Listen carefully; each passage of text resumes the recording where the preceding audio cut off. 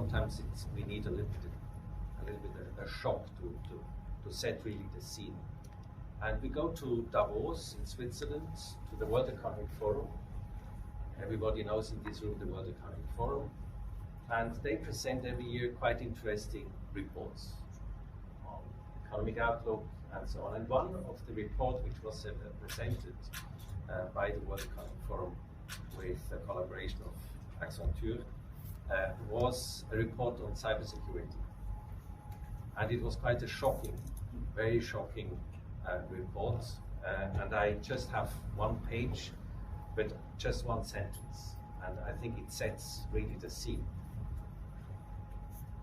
And it is about the assessment of business leader and cyber leader, what will have, possibly what will be perhaps the next big trends in cybersecurity.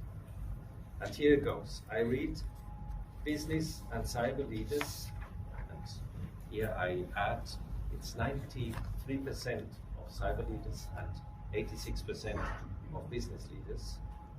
They believe that global geopolitical instability is moderately or very likely to lead to a now catastrophic cyber event in the next 2 years. Catastrophic cyber event in the next 2 years.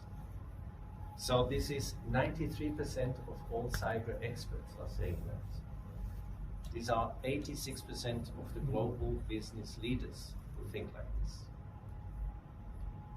This is shocking, isn't it?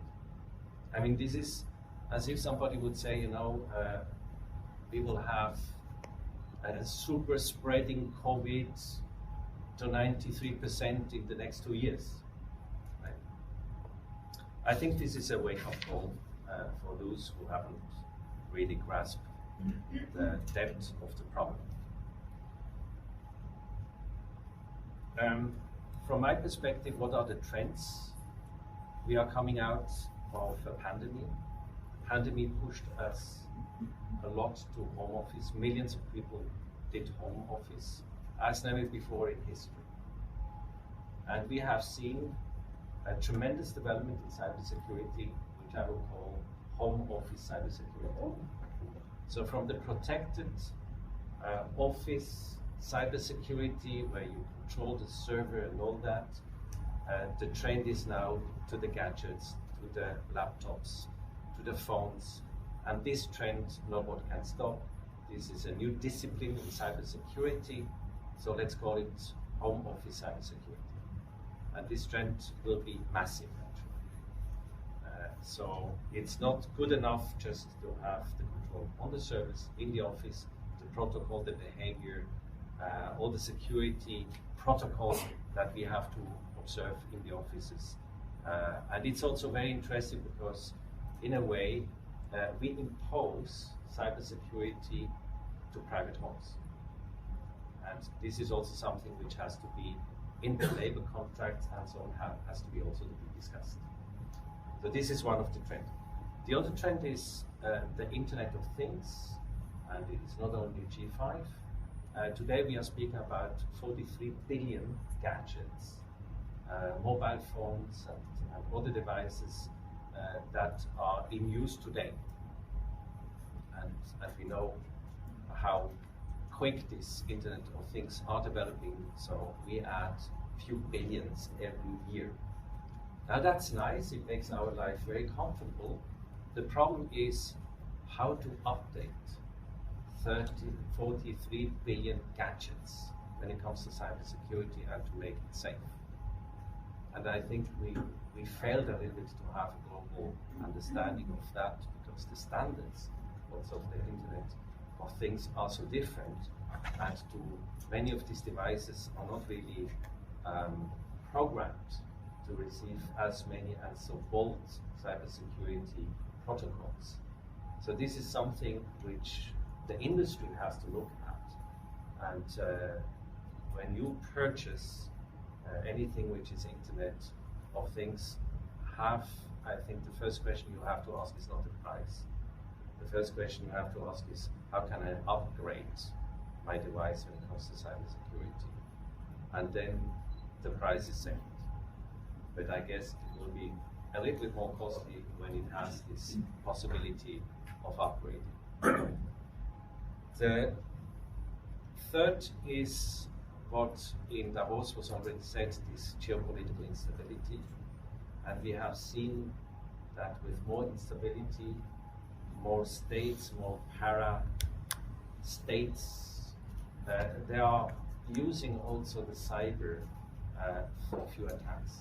And the more we are going into that direction, and I'm not speaking about North Korea with different attacks that we can trace back to North Korea and other jurisdictions, I think this is something that will come more and more, and comes with a difficulty that is very difficult to identify also the source.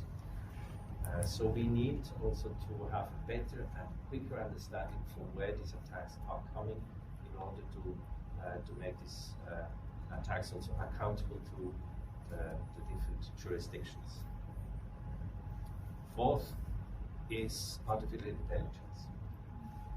I think later since ChatGPT and other artificial intelligence tools, that was, I think, for many a wake-up call.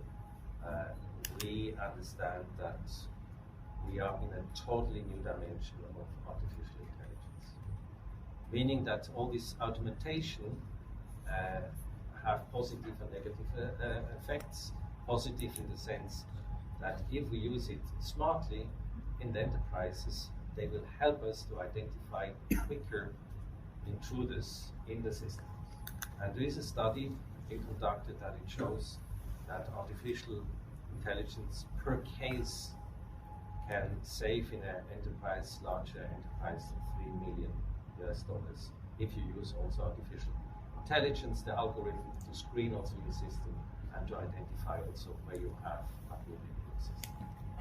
So that will be, I think, AI, cybersecurity will be a new discipline actually coming up. I just go back to the geopolitical instability. One figure which is important is that in this year about 70 countries there will be elections. And we know from history that whenever there is elections, there is a moment of manipulation. And we will see that all these moments of elections will be exposed even more to massive cyber manipulations and influences. So Romania luckily will not have this year elections, but watch out then for next year, and you will be, I think, at the forefront to have a close look into that. The fifth trend is what we are experiencing here in this room, is awareness campaigns. I think we are seeing much more such events coming up. Swiss Academy with the cybersecurity talks in Europe were among the very first of doing it, more than 13 years now, or 10 years. But I guess that we will have much more awareness. The positive effect is that the gap between business leaders and cyber leaders of understanding each other, this gap is getting a little bit smaller. But still think about cybersecurity auditing companies. There is no standard in the industry how to proceed with a cybersecurity audit in a company. It doesn't exist. There are a few recommendations perhaps. But we recommended, for instance, from the embassy, few companies which were exposed also to make from themselves a cybersecurity audit. So which goes beyond the comfort zone of the internal check that they have, and they need it. But to have an external evaluator coming into your company and giving you like an audit company, and by law, you know, companies have to be audited for the moment just financially. But I trust that in the future these companies need also to undergo cyber security audit and to be audited in order to continue a business license. And particularly when it comes to companies which are for the system of a country of importance, or think also about hospitals, where personal health is extremely exposed. We trust them. So I think that is also something that will develop further. The last trend is strategies. So the first strategy in the European Union was about 2013. In Switzerland we had it a year before that. We are already in different cycles of strategies, which is actually not bad. If you think that in Romania we still don't have any strategy for the number one killer of Romania, which are cardiovascular diseases. There's still no national strategy. They are working on it, which is great. But compared to cybersecurity, Romania has already the first cybersecurity strategy. But it's interesting that for few killers, we still don't have that strategies. But luckily for cybersecurity, we realized, we said, okay, the specialists, that they need really to have that. And I think we will have, over the time, we'll have a little bit also a merge of few strategies. You can't separate, for instance, a health strategy from cybersecurity strategy, because the further development in health is about also a dimension of data. And we have to exchange data, we have to collect data in order to provide better health. So here comes that we have also to find bridges of these different strategies that the different jurisdictions have. These strategies are national strategies, but we don't have really a system, a methodology for enterprises to have a company strategy for IT or cybersecurity. So this needs also to be discussed. And, so my forecast in the trends is that those of you who are in that business, you will have a great business, absolutely great business.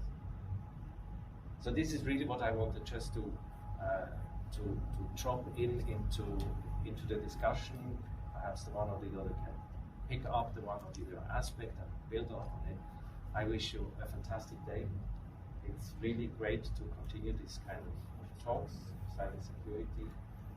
The embassy has been almost 10 years supporting that talks, and I'm so proud that we were early birds in that, and we continue to support that kind of dialogues with the industry, and I'm sure that this will continue even further. The Swiss story is that we are extremely exposed to cybersecurity. We have a very vibrant financial market. We are extremely interconnected in Switzerland. So for us, it's not nice to have, it's more than a necessity. And whatever Romania is also developing, we are looking at. We are trying to understand, and we are also taking lessons learned from incidents, but also from national strategies to do it better.